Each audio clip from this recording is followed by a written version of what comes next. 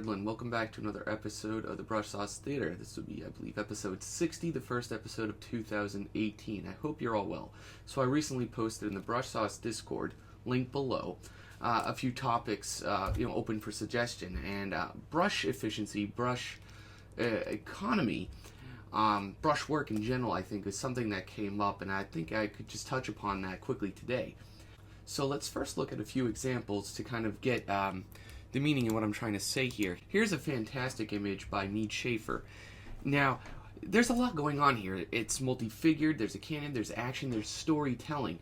At the root of every image, the reason why us artists kind of create images and paintings to begin with is because we're trying to say something. Shapes, values, and edges can be used to answer what I'm trying to say, and this kind of boils down to how we manage our mark making and our brush work. So largely what Mead Schaefer was trying to express in this image, he did with his use of brush work. There's areas of simplicity versus areas of complexity, and there's large brush strokes versus small brush strokes. See, this is all simple and large. Oh, here we go. Simple and large. Kind of this is a nice medium range. And then we have a lot of nice, careful brush strokes all coming in through there. So small, medium, and large. Now you can almost see all of that at play in the use of his brushes here. You can almost like trace over his brush strokes. You can see them all kind of like that. And as they get closer and up toward the characters, it's getting tinier and tinier. What this also does is speeds up your workflow a lot. And so what I'm kind of trying to get down to with these examples is you can express what the message of your image is through the design of your brushwork. And it's really like here that we could see in Richard Schmidt's painting that difference makes things interesting. The placement, the edges, the values, the colors, and of course the levels of finish. Which this can also be considered contrast. So right, look at how simple, like half of this image is, maybe 2/3 of this image. This is super simple, right? Large brushwork. Up here we have medium range of everything, medium brushwork, and medium levels of detail. But this image is all about this town. It's all about the setting. It's all about this place. It's all about the quaintness and almost like the isolation of it. So it's isolated, these higher areas of detail, sandwiched in between the simple and the medium. Lastly, from a contemporary artist, we have a great piece from Jamie Jones here. You can see all this at play again, right? We have massive, massive areas of simplicity here. The sky, it's pretty basic, big shape. And that's what ultimately this a lot of comes down to, is like how you can design your shapes worth of detailing versus simplicity, your brushwork of simple versus complex. Now there is some smaller brush marks made up in the clouds, but by and far most of them are massive strokes of simplicity. So right, brush strokes, right, we're going to have something that looks like this, right? Your large stuff, your larger areas. We're going to have medium, and of course your finer lines. So this can cover a lot of ground, right? Look how much ground the larger brushstroke covers. So we use that to our advantage. Lowest amount of detail possible. Think of it that way. Medium is everything. Exactly what it says. Small, it would take you forever to cover the entire canvas with this small thing. So this is what you want to do with your detail. So this is what you want to hit your detail with. It's your detail brush, your little guy. And it's the small. So the other thing worth mentioning at this point is a lot of these artists, right, they're mostly traditional, I guess with the exception of Jamie Jones, but they're only using maybe a handful of brushes. Now if you look at my wheel and I bring up my brush selection, there must be a couple hundred here. I have some even tucked away beyond menus. So often what I like to do is, based on the type of image I want to create, I'll find 5 or 6 key marquee brushes that I want to use. Something like a round or a chisel brush, right, that I can get nice shape dynamics. I have a version of this brush that has opacity on it. But either way, right, very simple. And then, of course, we have the natural media type of brushes, where you can add texture to things and add a little bit of grain and grit. So I usually find just a few different versions of that that I like to include with every painting I do, and then probably something specialized. The remainder of the brushes will be something a little more special. Maybe this one for some nice painted edges and texture. This is kind of a go-to of mine. And then lastly, the other ones are like, do I need grass, do I need mountains, do I need trees? I may use a few specialized brushes, but limit your brushes, and that will help your brush efficiency as well. Now let's move on to the demo. Alright, so I'm working with this very primitive 3D model I made, and just kind of show you my plan. I'll use medium brushes for a lot of the sand, a large brush for the sky, and I'll be using the little brush strokes, of course, on the figures themselves. Now, this 3D gave me a solid base. I kind of know the lighting. I know it serves as a roadmap to help me get to where I need to in the finish. Now, these are stock 3D model heads. They're not great, so I'll be designing on top of them.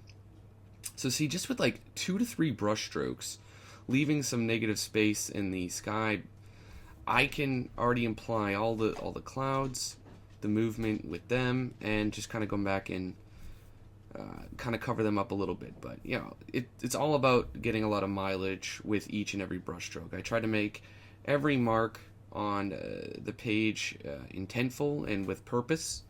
It's not a bunch of randomness that I'm hoping kind of turns out well, but I'm designing these strokes. I'm making my marks kind of in the contours too of the forms that I'm painting, and so I'm coming out long like that to show how like the sand kind of curves. And the other tool that is a staple when painting with large brushes is I make a selection, right? I use the marquee tool to make a vast shape, and then I can use a bigger brush within that selection and keep a very clean edge. So some of the first edges, some of the first shapes I like to design in my scenes are the shapes of light and shadow. And so that's what I'm working on.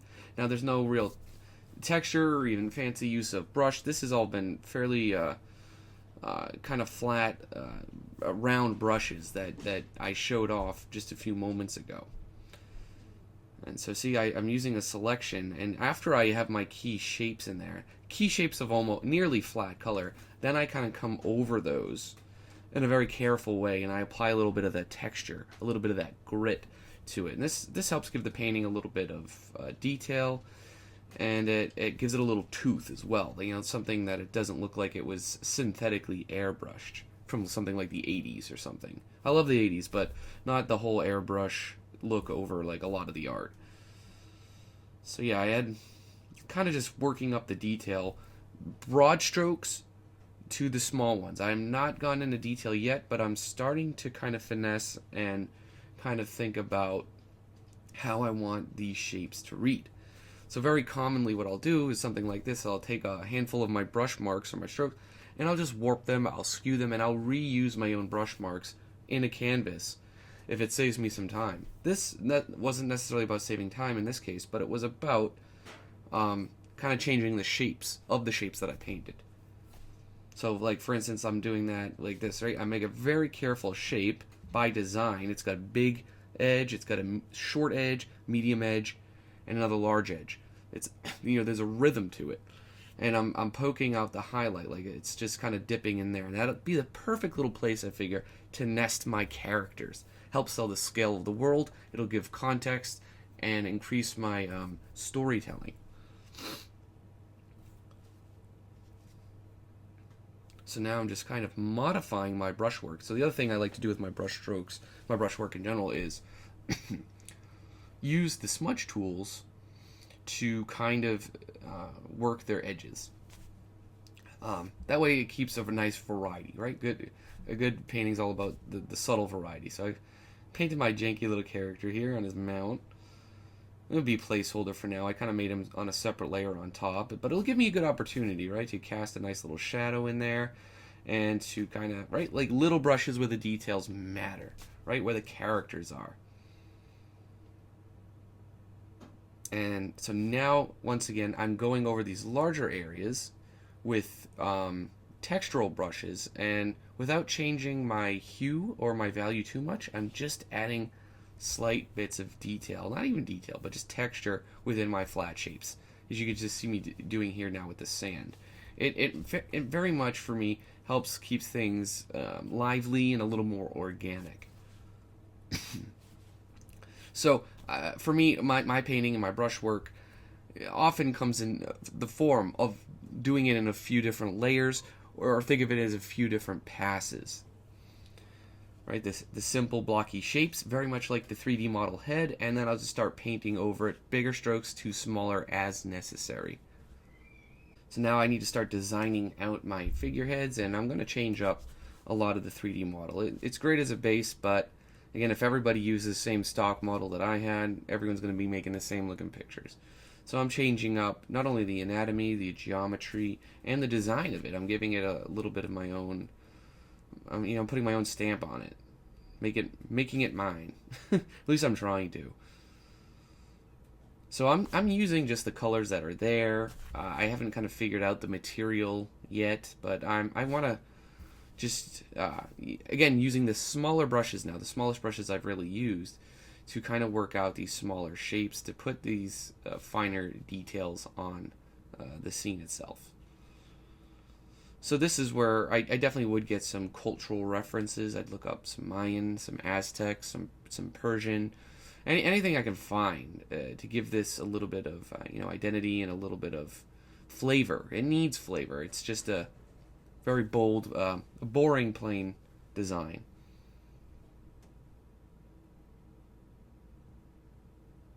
So again, I'm quickly running through it using.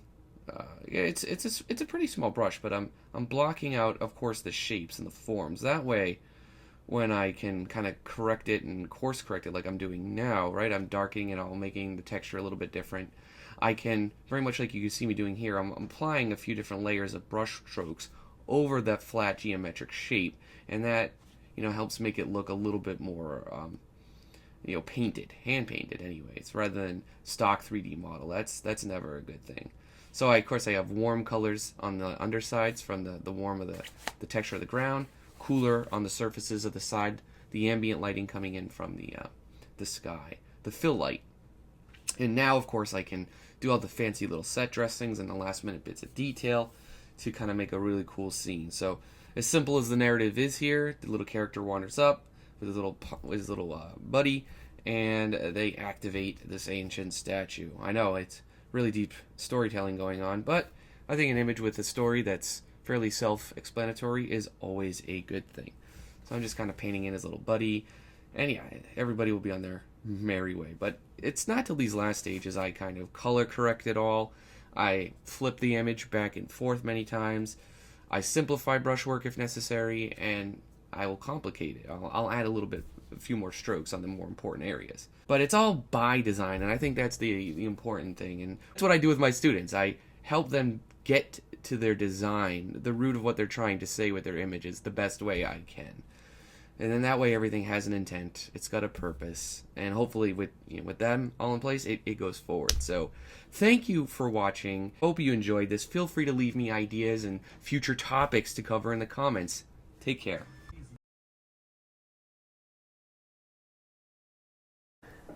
Thanks for watching, particularly if you made it to the end here. If you'd like to support the channel, please like, share, and comment. You can find me on Facebook, ArtStation, and Instagram. Now, I share different content on each platform, so feel free to stalk me across the web. Feel free to join the Brush Sauce community as linked below. We do hangouts, have a Discord channel, host challenges, and support each other in artistic growth. Finally, if you'd like to inquire about my one-on-one mentorship program, head over to tyleredlinart.com, click on the mentorship tab for information, and shoot me an email. Also, I run 2 courses at the Computer Graphics Master Academy. Feel free to check out those as well. Take care.